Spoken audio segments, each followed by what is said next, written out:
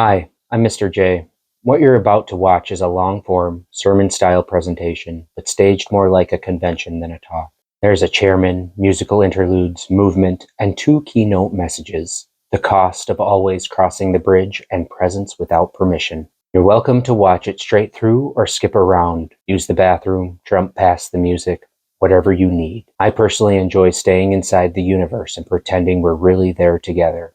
But this is your experience. If you're interested in reflections on presence, boundaries, and moving forward without abandoning yourself, I'm glad you're here. Feel free to like or subscribe if it resonates, and you can find more about me in the links below. All right, let's begin.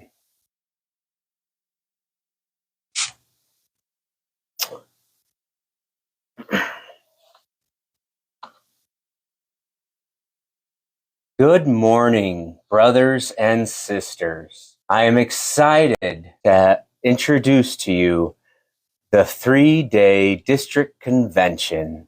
We invite you all to make your way into the auditorium to find your seats while we enjoy this musical interlude composed by Elvin Stazinski. We are excited for the keynote address today, The Cost of Always Crossing the Bridge, given by Brother. Please enjoy.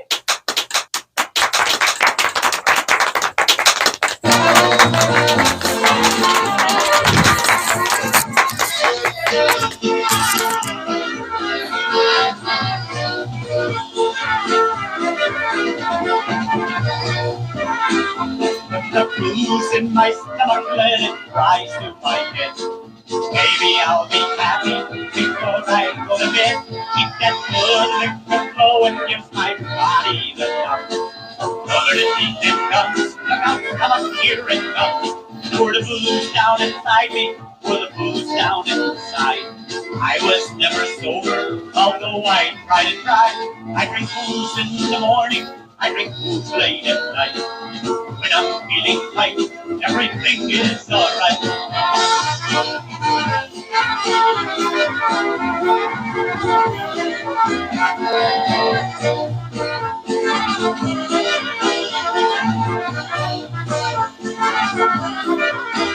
Put the blues in my stomach, let it rise to my head.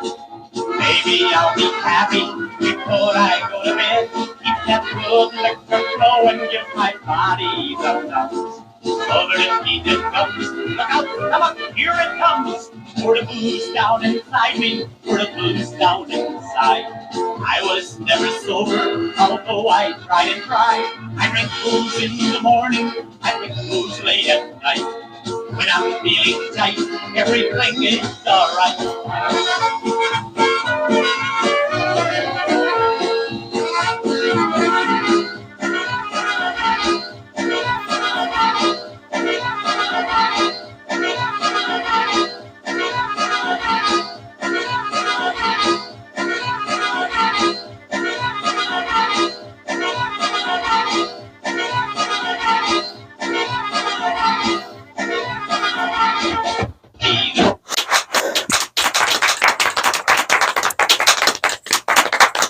Thank you, brothers and sisters, for finding your seats. And we thank Alvin Stazinski for his TV recording orchestra. We also appreciate the dancers and all the work that they put in to having breath after they're done dancing so they can give a keynote address. But fortunately, I'm not the dancer. I'm your chairman, Mr. J. Thank you, Alvin. Thank you very much. Sorry about the skip. There. All right, now I'd like to invite onto the stage Brother. He's going to give the keynote address, The Cost of Always Crossing the Bridge. Brother.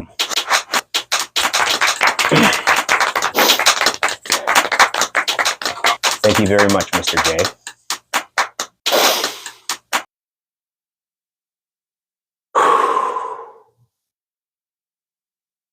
I've been sitting with something uncomfortable. Not about them, about me. Because this pattern keeps showing up in my life. And at some point, if the same lesson keeps knocking, you stop blaming the door. Here's the pattern. I form a relationship, usually with another man. often around work. And slowly, quietly, I start giving more than I'm receiving. Not money, not favors, presence, energy, attention, regulation, space. I become the guy who listens, the guy who helps, the guy that can fix things, the handyman, the mechanic, the problem solver. And somewhere along the way, I also become the shaman. The one people dump into, the one people process with, the one people feel better after talking to. And at first, I tell myself this is fine. I tell myself this is mutual. I tell myself they've helped me too. And that part is true. Sometimes they have. But then there's this deeper feeling that won't go away. The sense that I've been crossing the bridge over and over, and no one ever crosses back. I ask how they're doing. They talk. I ask what they're working on. They talk. They explain. Hours pass, days pass, weeks pass. And no one asks, how are you doing? How's your business? How are the kids? What are you building? What's alive in you right now? And I don't say anything, not because I don't feel it, but because I've learned to be regulated, to hold space, to stay calm, not to rock the boat. And then I get resentful. I feel ignored, unseen, used. And here's the hard part, the part I have to own. They didn't steal my energy. I offered it. I made space without asking if it was mutual. I stayed quiet instead of speaking. I waited to be asked instead of naming what I needed. And then I blamed them for not reading my mind. That's on me. But here's where the sermon turns, because this matters. There's a lie dressed up as maturity that says, if you were truly healed, nothing would bother you. That lie has wrecked a lot of men. Because emotions are natural. Anger is natural. Resentment is information. Regulation does not mean being unaffected. It means being accurate. And what my anger has been saying is simple. I don't want relationships where I do all the crossing. I don't want to be the container for people who never become curious about me. I don't want to be someone else's proof of concept for their healing journey. I don't want to be talked at, narrated, analyzed, or congratulated for bleeding. Here's another thing I've learned the hard way. People who constantly announce that they're making space usually aren't. Real space is quiet. Real space doesn't narrate itself. Real space asks questions.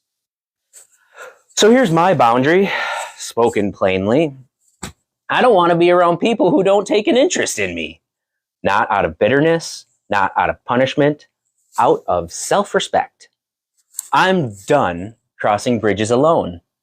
I'm done competing in invisible hierarchies of who's more healed, who's more aware, who's more evolved. And the hardest part, letting someone not get the last word in. Because I grew up believing that if I didn't finish the conversation, if I didn't explain one more time, apologize one more time, clarify one more time, then I wasn't safe. Now I'm learning something new. Completion doesn't come from response, it comes from self-trust. Sometimes the most regulated thing you can do is stop engaging, not to win, not to punish, but to reclaim your energy. So if you recognize this pattern in yourself, if you're always the listener, always the helper, always the one holding it together, This isn't a call to harden your heart. It's a call to locate yourself, to ask, who crosses the bridge for me? Who asks about my life? Who is curious about my world? And if the answer is no one, that's not a reason to try harder. That's a reason to stop offering yourself to places that can't receive you. Amen.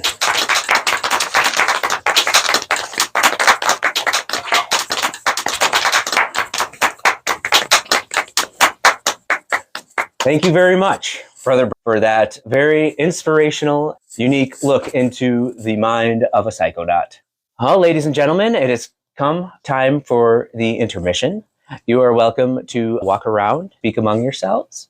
If you want to come talk to me, Mr. J, you're welcome to come talk to me, Mr. J.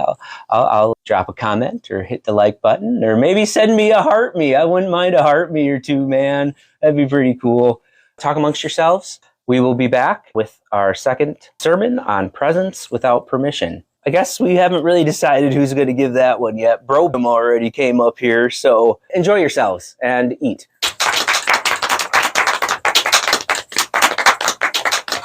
Oh my goodness.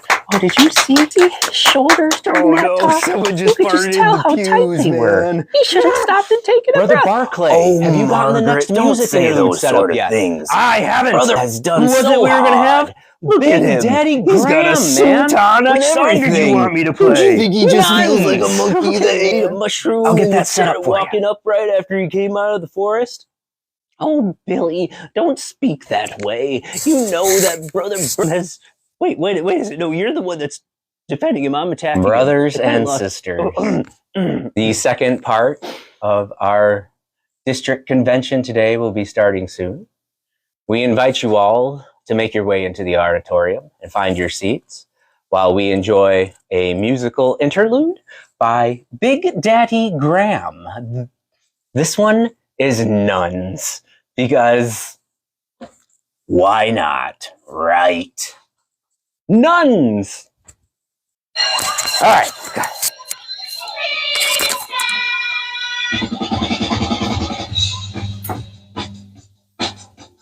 Hi, Big Daddy. Hi, girls. What's wrong? Who'd you get for math this year? Sister Rosalita? Oh, I got Sister Charles Bronson. Where do they come from? Where do they go? What are their real names? I bet you don't know. They've been around for millions of years. They were the one thing that dinosaurs feared. Nuns! They're walking down the street. Nuns! They're giving me the creeps. Nuns! Looking for someone to beat. I hope it's not me. I hope it's not you now. Nuns! Are they a wrestling team? Nuns! Them women sure can scream. Nuns! They're saving all our souls. Memorize love for the punch you right in those nuns. Chewing gum in class again, eh, Big Daddy? Well, sister. Well, that'll be 20 years in solitary. You fool and brazen article! They're not in the phone book. We're down at the bar. They're in before nighttime. I wonder what for. They're selling those chances that nobody wins. But yet they are driving new station wagons. Nuns! Don't wear designer jeans. Nuns! Think they got rosary beads. Nuns! They're not a fashion fad. Don't call them hippies. Don't make them mad now. Nuns! Stronger than you and me. Nuns! They'll beat Muhammad Ali. Nuns! Or will they set me free? Keeping me out there. Thank you very much, Brother Barclay. Do you have the next one set up yet, Brother Barclay? I didn't know there was another one. I haven't been there in so long. Don't speak that way, man. Don't talk like that. People will hear you. They're not gonna hear me, man. I'm not on the video. They can see you. They can't see you. They can hear you. What do you mean? Your mic's on, you idiot. Thank you, Brother Barclay and Big Daddy Graham, for that musical interlude. And we appreciate the dancers. Not sure what the pitchfork was, but okay. So on to the next sermon. This one is a sermon on presence without permission. Who's going to be giving it today? What was that? Who else do we have in there? Who else do we have in the back? Yeah, where's is Dad back there? Can Dad give this one? Yeah? All right. Okay, so here's Dad. Please enjoy this sermon, Presence Without Permission by Dad. Dad? What's taking him so long? We're in the crowd.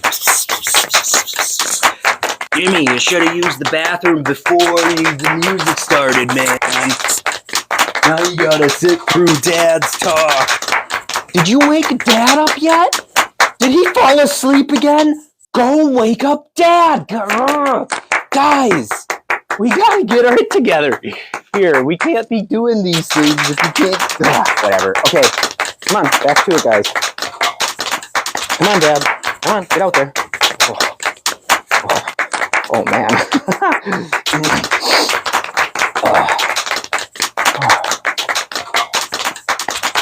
Hey, you can see my house from here. Oh yeah, no, it's here. Okay.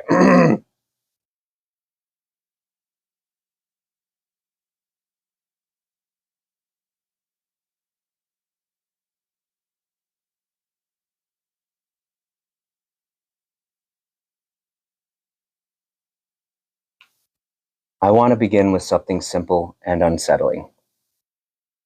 I do not know what is conscious, and neither do you. I see bodies, I hear voices, I observe patterns, reactions, habits, stories. I watch nervous systems respond to stimulus. I hear people tell me what they feel, what they imagine, what they believe. But I do not have access to another interior. I never have. All claims beyond that are interference, convenience, or agreement, not proof.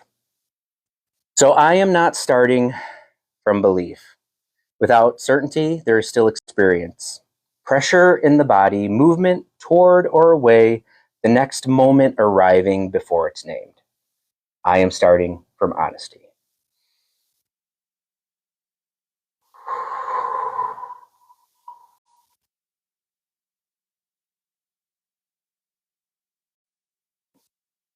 And from that honesty, a lot of inherited structures quietly collapse.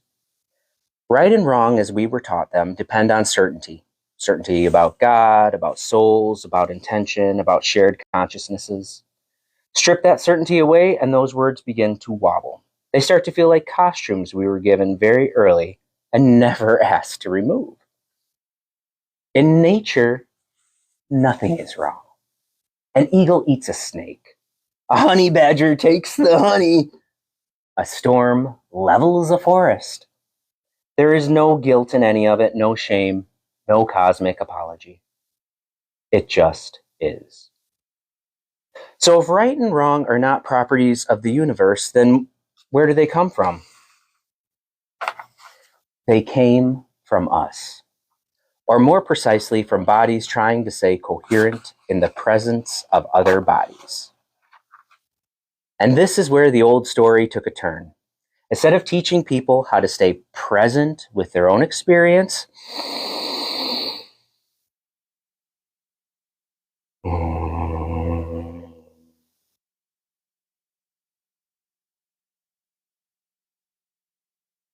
they were taught to subcontract it out.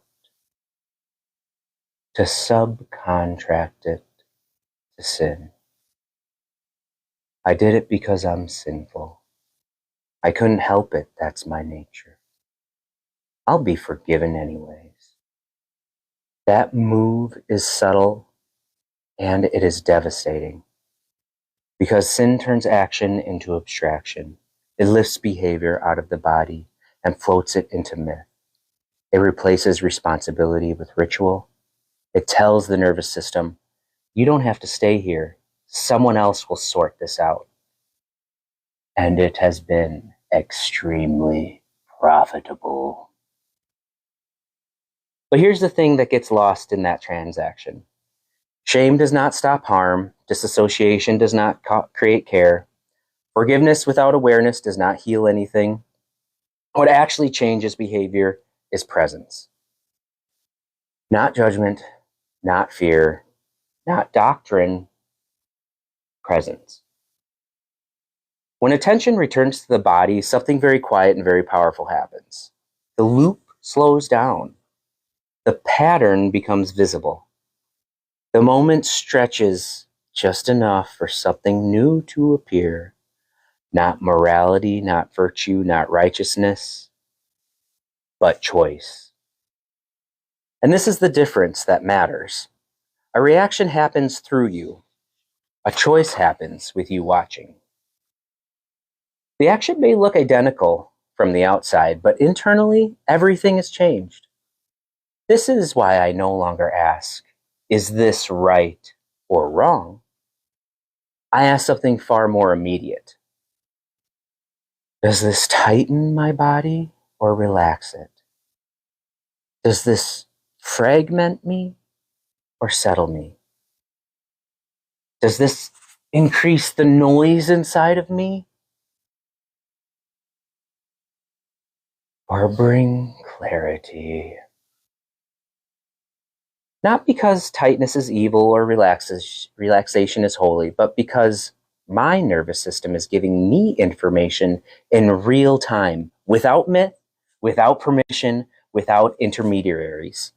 This is not moral law, this is navigation.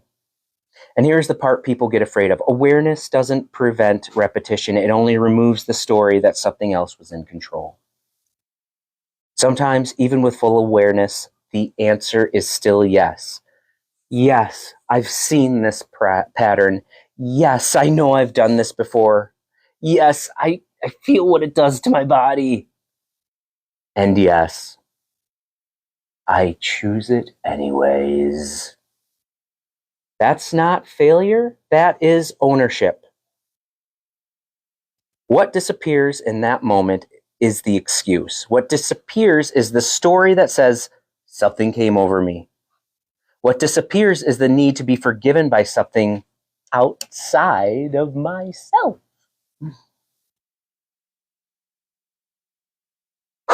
What remains is authorship, and authorship is heavy. That's why people avoid it. It's much easier to say, I sinned, than to say, I chose. It's much easier to hate a part of yourself than to stay with it long enough to understand what it's trying to do. But here's the truth that shame never tells you. The parts we call dark are not evil. They are protective. They learned something once in a different context, and they keep repeating it because no one ever stayed present with them long enough to offer an update. They do not need punishment. They do not need exile. They do not need to be killed. They need attention. Love, in this sense, is not indulgence. Love is permission. Love is the willingness to remain present without flinching, to observe without collapsing, to feel without narrating, and to choose without outsourcing. So when I say, don't hurt yourself, I'm not issuing a command. I'm naming a pattern. Self-harm, physical or psychological, creates noise, fragmentation, tightening. It multiplies loops instead of resolving them. That's not sin. That's instability. And when I say don't hurt others, I'm not appealing to their consciousness or lack of it. I'm acknowledging consequences. Actions propagate, nervous systems entrain, patterns spread. You don't need certainty about souls to notice ripple effects. This is not paradise lost, this is paradise misnamed. Paradise isn't the absence of pain, it's the absence of exile. It's being allowed to be here as you are without needing to be fixed before you're permitted to exist. The deepest lie that was ever told is that you are bad at all. The deepest lie was that you need permission to trust your own direct experience. So this is the invitation, not a command, not a belief, not a doctrine. Stay, feel,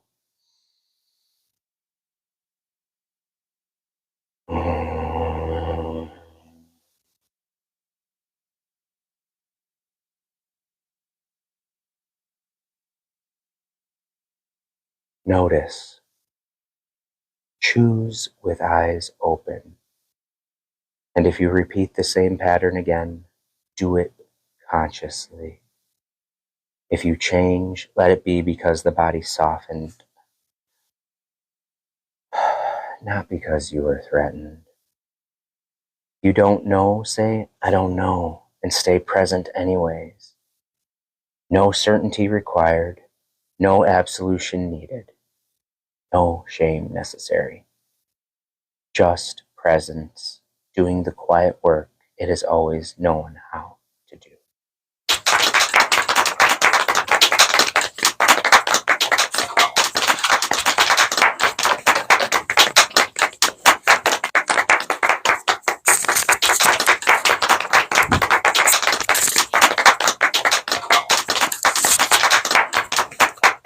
Mom, was that the last part? Is it going to be the song next? I'm so sick of sitting here for 4 hours.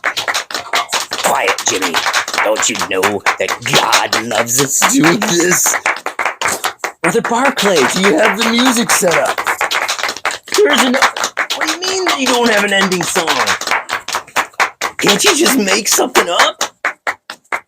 Shoot! Just stall. Okay.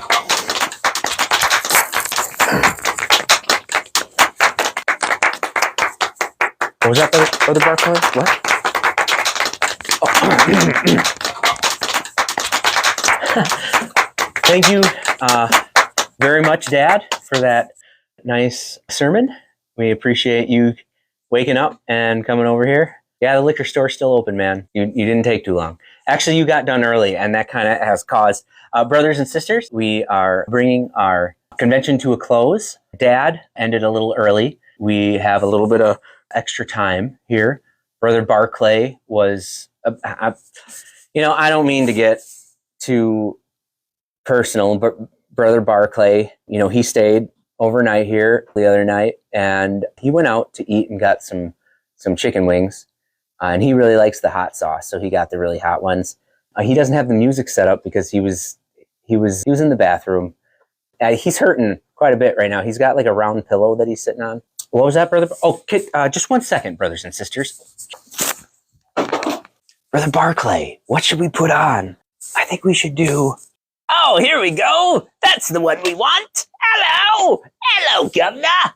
Once again, brothers and sisters, we thank you for enjoying this district convention. We will have the final song now by, once again, composed by Elvin Stasinski and his TV recording orchestra. And then after the song, you are welcome to congregate and speak amongst yourselves, talk about the program. Thank you very much. Brother Barclay, if you wouldn't mind putting the song on now.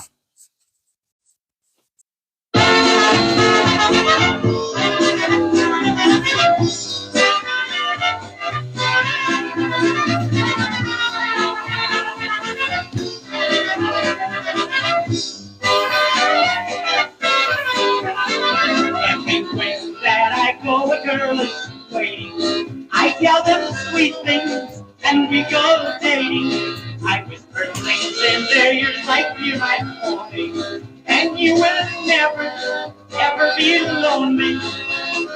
Girls, they're all made to love, made to kiss and hug, and take advantage of. Oh, girls, I'll have one golden light to get something over and become his wife.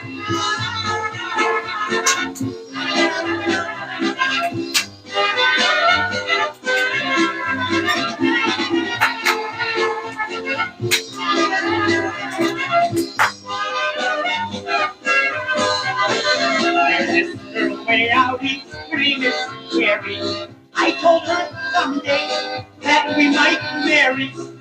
Way out west, there's this girl, her name is Betty. She's crazy about me, we're going steady.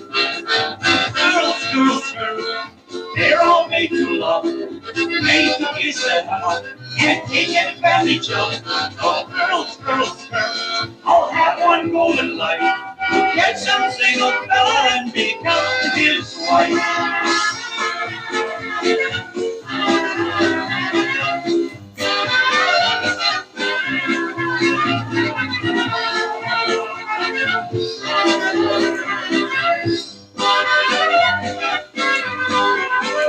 Way up north, there's this girl, I call her Honey. She's not so pretty, but she's got money. Way down south, where it's warm, I've got my Sammy. And when I'm lonely, she comes in handy. Girls, girls, girls, they're all made to love, made to kiss and hug, and take advantage of. Oh, girls, girls, girls, all have one golden life. Get something of God and become his wife.